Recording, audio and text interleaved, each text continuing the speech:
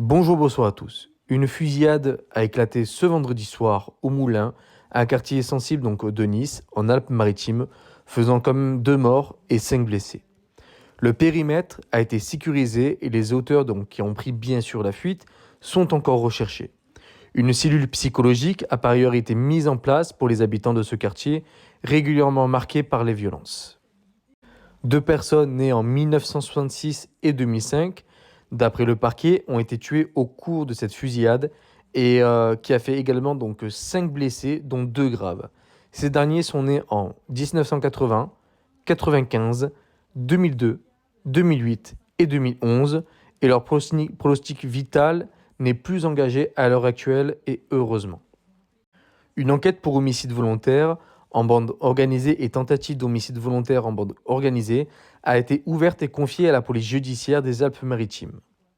Les premiers éléments indiquent qu'un véhicule Peugeot 3008, occupé par plusieurs personnes, s'est arrêté au niveau de la place des Amaryllis vendredi vers 21h10.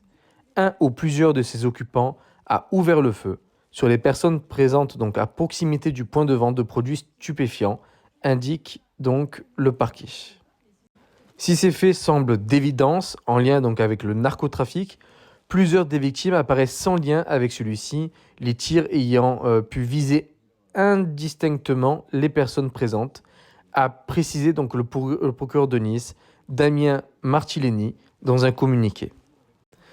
25 douilles de calibre 7,62 correspondant au fusil d'assaut par exemple Kalachnikov et 5 douilles de 9 mm ont été retrouvées sur les lieux. Pour l'heure, on ne sait pas si ces derniers proviennent également d'une arme utilisée par les assaillants ou il s'agit d'un tir de riposte.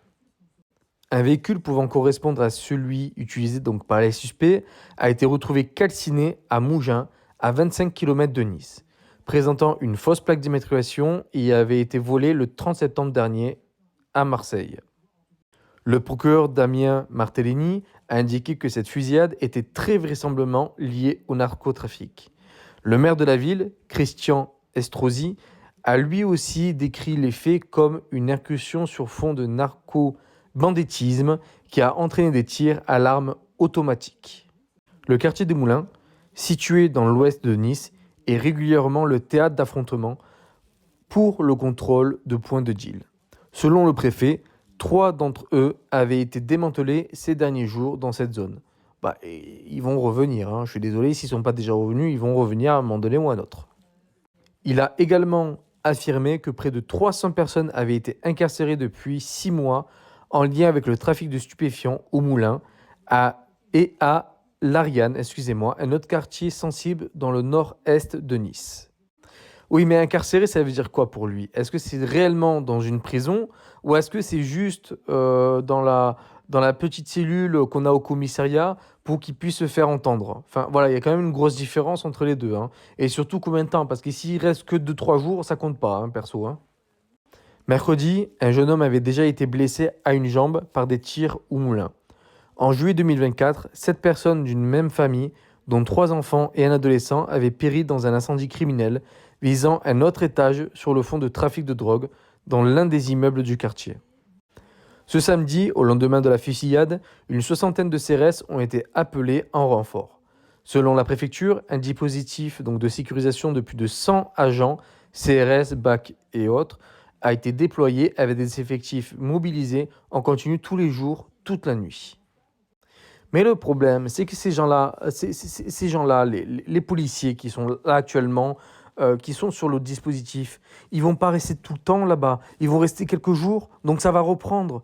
Et ça, on le sait, parce que ça a déjà arrivé plein de fois, où il y a eu des blessés, des morts, on a vu débarquer une 60aine, 70, 100, peut-être agents, ou même des fois plus, agents de police ou autres, et que quelques jours après, ils sont partis. Et c'est revenu la merde.